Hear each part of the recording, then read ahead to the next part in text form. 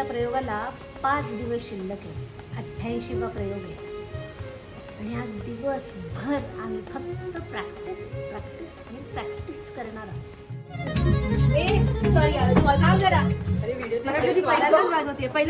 मस्त पोटभर जेवण झालेलं आहे and now we are heading back to practice.